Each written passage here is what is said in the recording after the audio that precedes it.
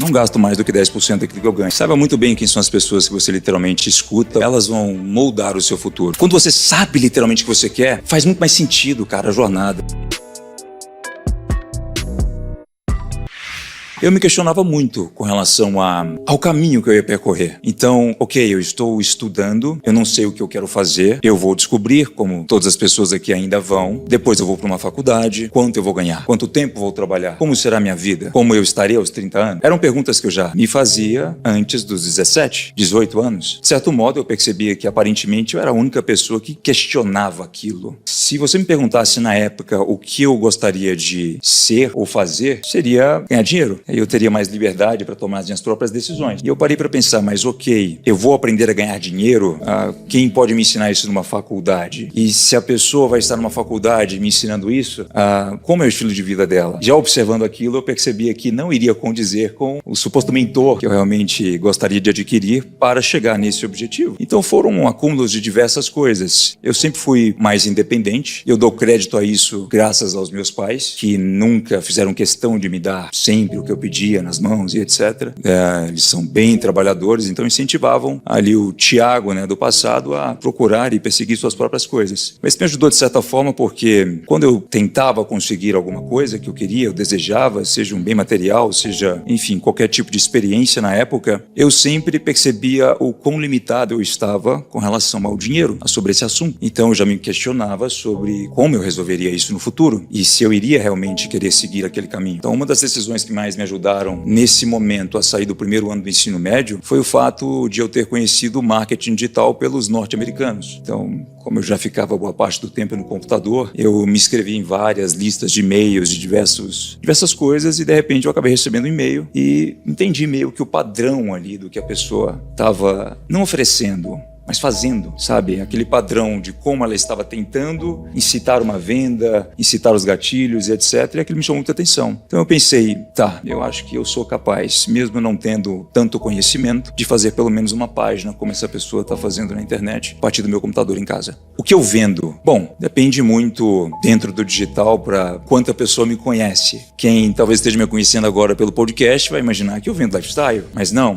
eu vendo produtos que são infoprodutos, melhor dizendo, para algumas pessoas já se situarem, completamente digitais, que não utilizam do uso da minha imagem e que eu posso fazer o que, inclusive, as pessoas acham que, nossa, é algo mirabolante, mas não, tá em uma página do livro, eu trabalho 4 horas por semana, eu já tinha lido há muito tempo atrás e quando eu fui reler, eu falei, nossa, eu tô aplicando essa estratégia, ela estava em um parágrafo aqui somente desse livro, que é Private Label Rights. Então, eu licencio produtos de outras pessoas, trago para o Brasil, aplico técnicas de venda e empacoto da forma que eu preferir, coloco uma embalagem naquele produto, modelo o conteúdo daquele produto e faço as vendas. Há produtos também físicos nesse mercado, há poucos serviços e também há a parte onde o Tiago aparece online e incentiva outras pessoas a terem um estilo de vida com pura liberdade. É basicamente isso. O primeiro produto que eu literalmente peguei no marketing digital foi um produto de uma pessoa que era um especialista naquele assunto. Eu tinha ali os meus 17, ainda 18 anos, a pessoa era um empresário e eu comecei a falar do marketing digital para essa pessoa e da possibilidade que o marketing tinha de fazer com que aquele conhecimento fosse disseminado em inúmeras cópias diárias. Ela criou muito interesse e falou o seguinte, nossa, legal, você consegue lançar? Você consegue fazer? Eu ainda estava só nas primeiras impressões do que eu achava ser o marketing digital, eu não tinha conhecimento praticamente nenhum, era tudo muito vago, mas eu disse sim. Eu só disse sim porque eu sabia que se eu me comprometesse com aquela pessoa, que inclusive era um empresário da minha cidade, eu iria fazer acontecer. Então é aquela famosa expressão de colocar um tubarão no tanque. Foi aí que eu tive que fazer de tudo um pouco, ou seja, o chão de fábrica do marketing digital.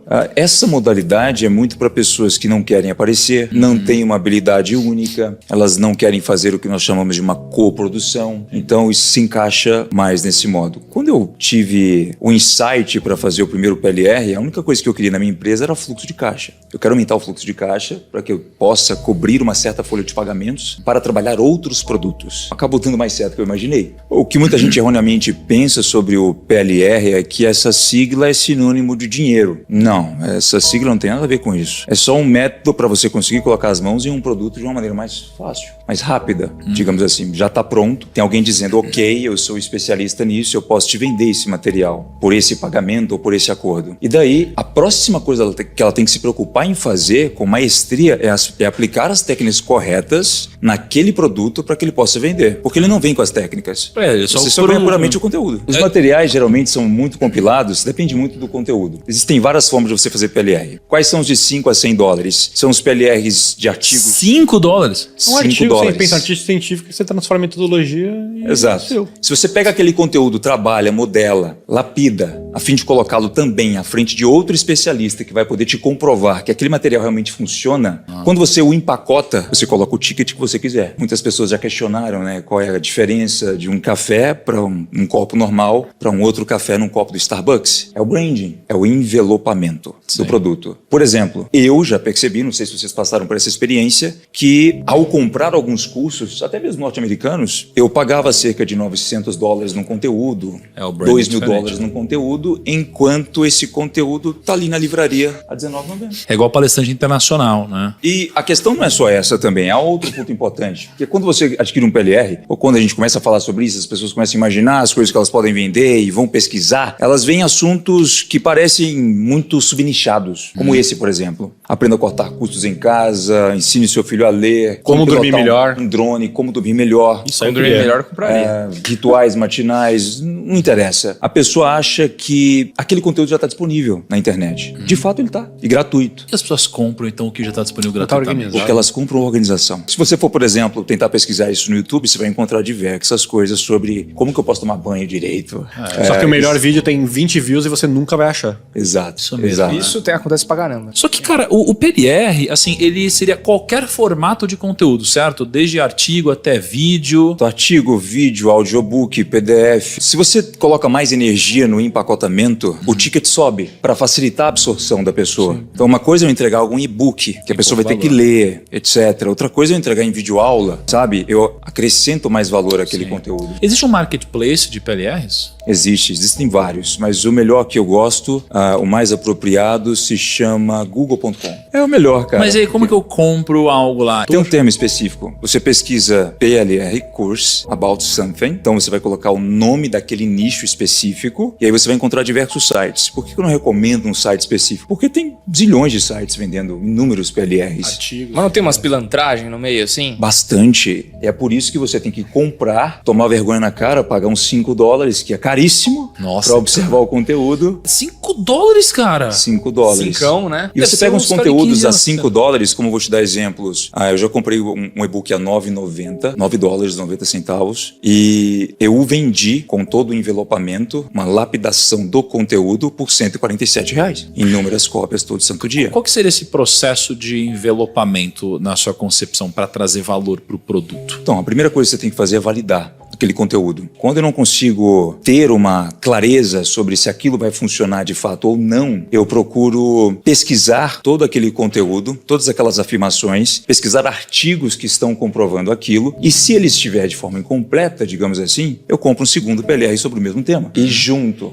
eu faço uma mistura de duas coisas. Só que depois eu tenho que ter a capacidade para juntá-los de uma forma específica. Mas eu gosto muito de transformar também esses PLRs em audiobooks. Ou videoaulas. Você tem medo de quebrar, Fint? Não, me protejo bastante. Eu peguei uma regra de um livro e utilizo até hoje. Não gasto mais do que 10% daquilo que eu ganho. No dia que eu li essa regra e quis adotá-la, é óbvio que eu não podia fazer aquilo porque... Não dava. 90% praticamente. Eu tinha que gastar para sobreviver.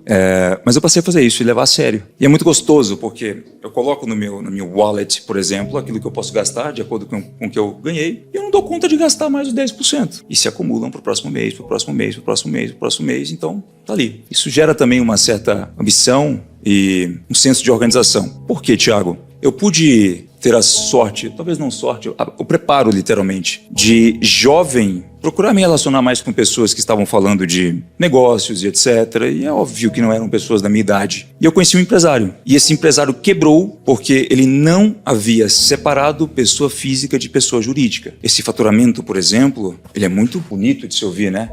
Não tá na minha conta bancária. Ele não vai para lá tão cedo. Uma parte vai, mas eu sei muito bem aquilo que eu posso gastar. Eu não preciso de colocar na minha conta mais do que o meu padrão de vida. Então, tendo muito controle sobre isso, eu não tenho esse receio de quebrar. Eu internalizei muito isso, essa dor, sabe, que essa pessoa sentiu. E pude observar também, não só no mercado tradicional, mas no mercado de marketing digital, grandes pessoas que já surgiram e não separaram pessoa física de pessoa jurídica, cara. Eles viam um faturamento absurdo e achavam que aquilo é o que estava no cartão de crédito delas. Eu tenho muito o apreço ao tempo. Então, se eu começo a fazer uma coisa, eu vou começar a contar os dias que eu estou fazendo aquilo, para que se eu pensar em desistir, a minha mente já me joga a seguinte frase: você já gastou X dias nisso, vai jogar fora? E eu sou muito do fake it until make it também. Eu tenho, sim, em alguns momentos, uma capa que faz com que o externo se conflite com o interno. Então, o externo às vezes vem primeiro, o interno vem depois, porque um acaba puxando o outro.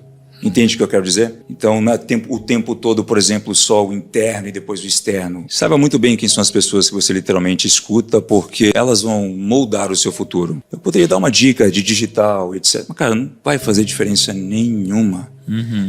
Essa parte é muito mais importante. As pessoas com que você se relaciona, as coisas que você gostaria de realmente estar fazendo. Outra dica é, ao observar a vida de outra pessoa, saiba e interprete se aqueles pontos que estão ali são seus desejos. Também. Se você, por exemplo, falar, pô, Finch, um iate hoje, o que você acha? Olha o meu iate aqui, pode me convidar, eu não tô nem aí, eu não quero. Agora não. Então algumas pessoas elas se deixam levar pelo lifestyle de outras pessoas nesse sentido. Eu falo isso porque lá atrás eu sabia muito bem aquilo que eu queria. E nada me tirava aquilo da cabeça. Aquilo me deu tamanha certeza que no dia que eu conquistei, eu chorei de felicidade. E no dia que eu olho para aquilo, eu ainda sinto a gratificação tremenda por ter sido o cara que, nossa, eu queria muito aquilo, eu imaginei ser impossível, mas eu consegui. Quando você sabe literalmente o que você quer, faz muito mais sentido, cara, a jornada.